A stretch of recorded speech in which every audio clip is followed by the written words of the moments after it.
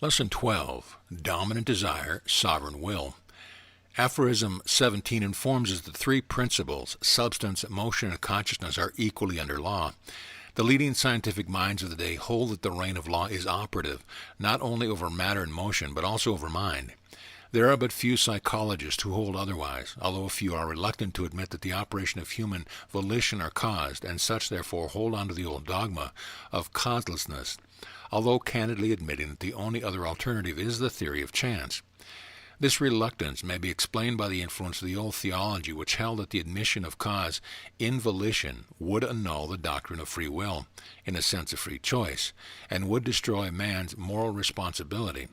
The theologians, however, do not accept the alternative of chance, but murmur something about special provisions of providence, without explaining what they mean by this. But all denials of the operation of universal law on the mental plane are in direct defiance of the modern scientific knowledge of the laws of psychology and the common experience of the race, which informs us that people act and choose because of motives and reasons. And all human education is based upon this understanding and principles. The trouble with the theologians is that they confuse law, order, and sequence with the old fetish of fate, destiny, and predestination. They recognize the logical absurdity of holding one morally responsible for doing what all eternity it has been predestined, predetermined, or fated one should do. When determination is divorced from predetermination, a new light is seen. Notwithstanding the theological reluctance, its advocates nevertheless act as if psychological laws were true, in advocating the training of the mind and in offering the motives of rewards and punishments for action. If the volition is free, how could these motives influence or affect it? All education and training of the mind implies the existence of mental laws of choice and action. The law of association is but the law of sequence. Without law in the mental realm, there is but the alternative chance, theology to the contrary notwithstanding. Aphorism 19. Man on the personal plane always acts and chooses strictly in accordance with the nature of his personal character. His personal character is determined by the nature of his psychic organism resulting from heredity, environment, and experience, and consists of a collection of mental states that the motive principle in which is desire, including fear, which is but a form of desire. The personal man, like the lower stages of life, always acts and chooses according to the sum or average of his desires and fears, the strongest motives always dominating and determining the choice in action. Each man is a personal character, just as each actor in a play assumes a character. Each character, as the aphorism states, is a collection of mental states. These mental states are manifest as traits, tendencies, temperaments, nature, disposition, personality, what we know as the nature of the person, in fact. Different persons are attracted by different things in different degrees, and respond in different ways and in different degrees. No two persons are exactly alike. Each person has his own nature, disposition, and character. The dictionaries say that character is the personal qualities or attributes of a person.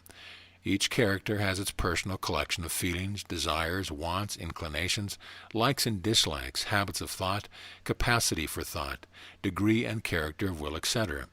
Each has its subconscious collection of stored-up impressions, memories, inherited traits, etc., as well as its conscious mental faculties. In fact, 9/10 of the mental activities arise from this subconscious reason. Each character has its collection of seed thoughts, which constitutes its share of the race experience, the experience of its ancestors. And each has its store of impressions and experiences, which have modified it accordingly. The result of heredity, environment, and experience creates a personality and character according to which one acts and chooses. This character at any particular moment is just what a man is at that particular moment, and as he is, so will he act and choose. He always acts and chooses by reason of what he is.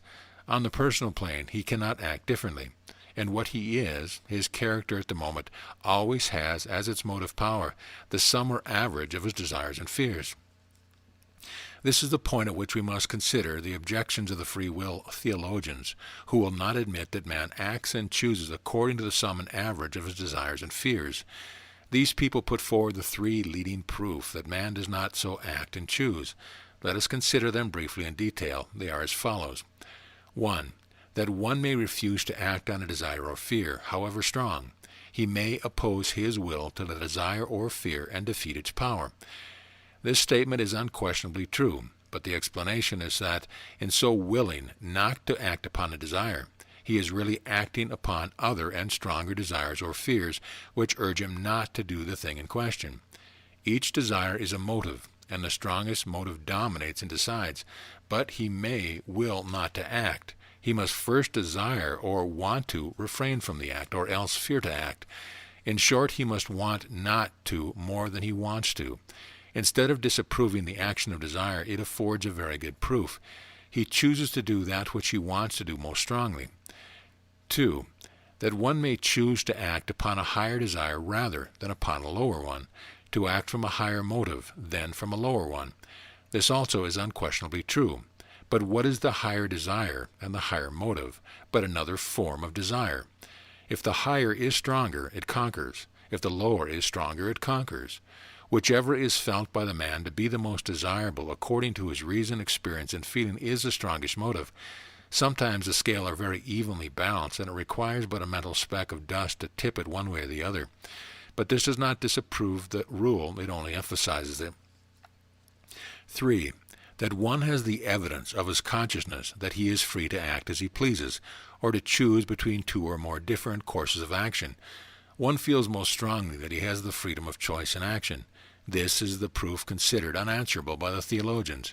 It is undoubtedly true, so far as it goes, but a moment's consideration will show one that it adds but another proof to the truth of the power of desire and the law of cause and effect. Waiving entirely the obvious rejoinder that the feeling or consciousness of freedom has no causal relation to the act, we see that the man merely feels and is conscious of the fact that he may act and choose as he pleases. Certainly he may, no one disputes that, but why does he please? Why does he want to do one thing in preference to another? And why does he finally choose to do one thing instead of the other? Is it merely chance? Is there no reason or cause? Is it not true that he finds it more desirable or more satisfactory to do the one thing?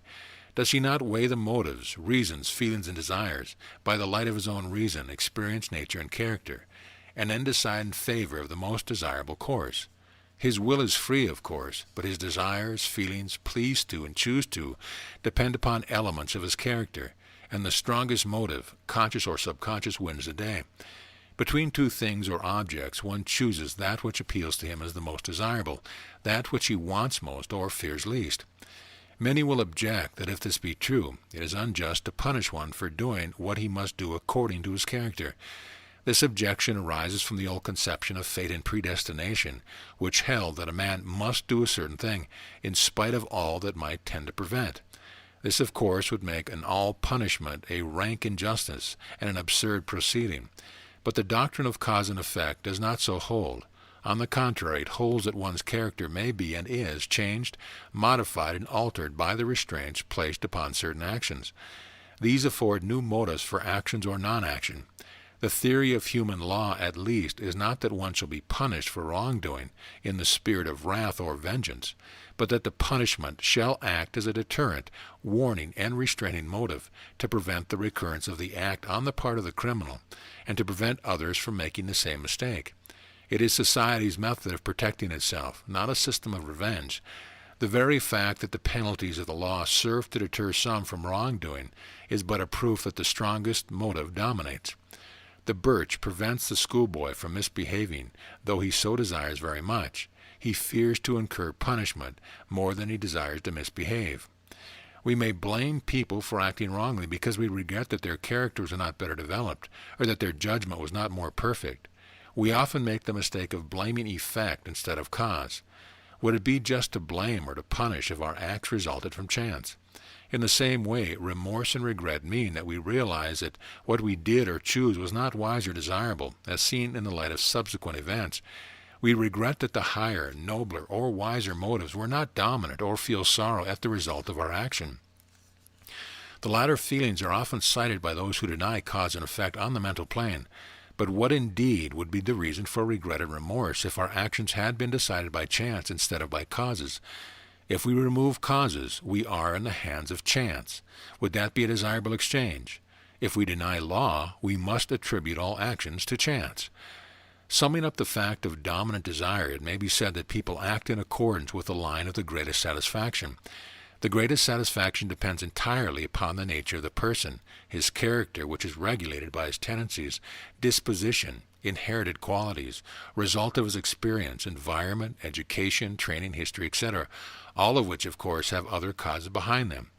Whatever gives to the person the greatest satisfaction evident at the moment of action or choice that he will do or choose.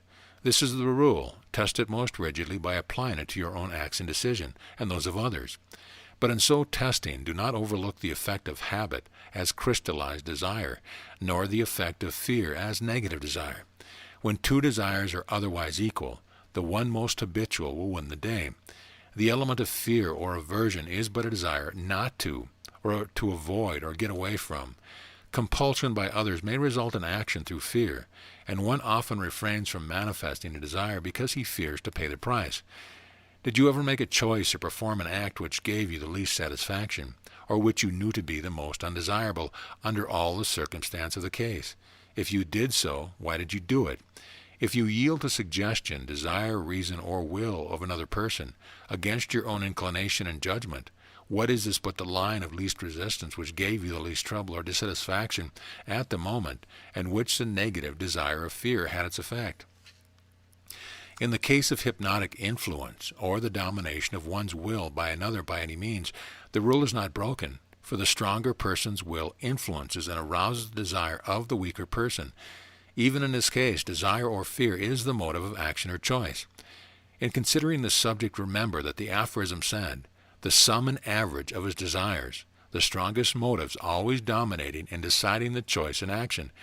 We often are forced to strike an average between our conflicting desires, and then again wisdom, experience, and intelligence enable us to discriminate between the desirability of objects and acts, and thus play an important part in the choice. And imagination gives us a wider range of choice by presenting a greater number of objects before us for choice. But wisdom, experience, intelligence, and imagination result from causes. A dominant desire always has for its motive the attainment of something which will bring the greatest satisfaction, immediate or remote, or the prevention of something which will bring dissatisfaction, immediate or remote, either to the person himself or to others in whom he is interested. Aversion, fear, or the tendency away from persons or things are merely the negative phase of desire and come under the same rule. The most desirable thing according to the judgment of the moment is always chosen. The most undesirable thing of the moment is always avoided. Sometimes this necessitates striking an average. So in the end, we do that which we like to. We do what we want to most. The want to and the like to arise from cause and are under the law of sequence, links in the cosmic chain of eventuality. And so the nature of one's character determines his act. This explains many actions in a strange way. For instance, one man is kind because it gives his nature the greatest satisfaction, just as another gains the greatest satisfaction by being otherwise. One finds satisfaction in doing his duty, while another finds satisfaction in escaping it. One finds satisfaction in virtue, another in vice. One finds it in selfishness, another in doing for and giving to others. One finds more satisfaction in giving his life for his country, another finds it in running away and hiding. One finds the greatest satisfaction in giving, another in getting. One finds the greatest satisfaction in being moral, another in the reverse. One takes the greatest pleasure in being a good citizen, another finds his satisfaction in the opposite. Each acts according to his nature and character, just as a cat and dog acts according to their nature. But man can change his nature if he so desires, and he often so desires while a lower animal does not. That is the main point of difference.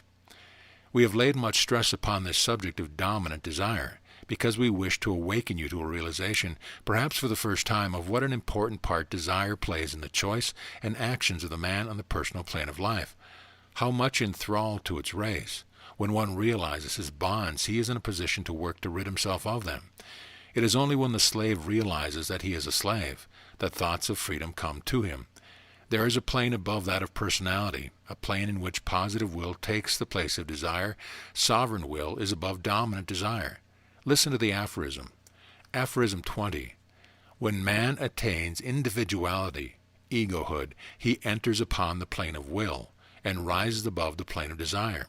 Desire and will are the opposite poles of the same principle, the center of balance being reason.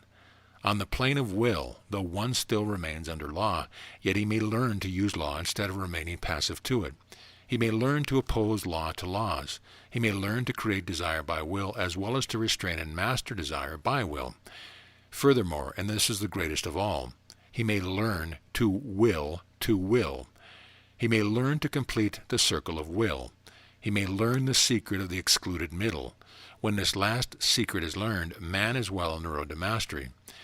By raising to the plane of will, over and above the plane of desire, we rise above the lower laws and acknowledge supremacy only to the higher laws. We may then oppose law to laws and counteract and use them. Desire and will are but the opposing poles of the same principle, reason being the center of balance, as the aphorism states. The majority of the race remains centered in the negative pole. Few reach the center, and still fewer learn the secret of swinging the center over to the positive side. He on the negative plane can do no more than to desire to will. He on the positive plane may learn to will to will. He who has learned the secret may transmute his desire and transform his inclinations, tendencies, and taste. Such a one is the master of desire, instead of its slave. The art of willing to will is one of the great feats of occultism, one of the great attainments of the arcane teaching. In it lies also the secret of willpower and its outward manifestations. For he who can change and create desires in himself can produce similar results in the desire mind of others. In attaining the plane of positive will, one enters into the field of all occult power and attainment. The rest is all a matter of progress, practice, exercise, and mastery. When one grasps the secret of will, he has laid hands upon the sword of power. Running back from cause to prior cause, and to still more remote precedent causes of a desire, the individual finds himself at last confronting the cosmic will. Retracing his path back to the present, he finds himself confronting his personal will, which is moved by desire. In other words, he finds a chain of desire extending from the cosmic will to the personal will, a chain of countless links, but having a beginning in will and an ending in will, an endless chain, because it is a circle. Thereupon he learns the first lesson of the arcane secret of the excluded middle, and thenceforth strives to realize the union of the two ends of will. From the realization of this union arises the individual will, the positive will of the ego. In this process the law of cause and effect is not violated, but will is made the cause of will. The cause and effect merge. When this is attained, then does man indeed become the master. End of lesson.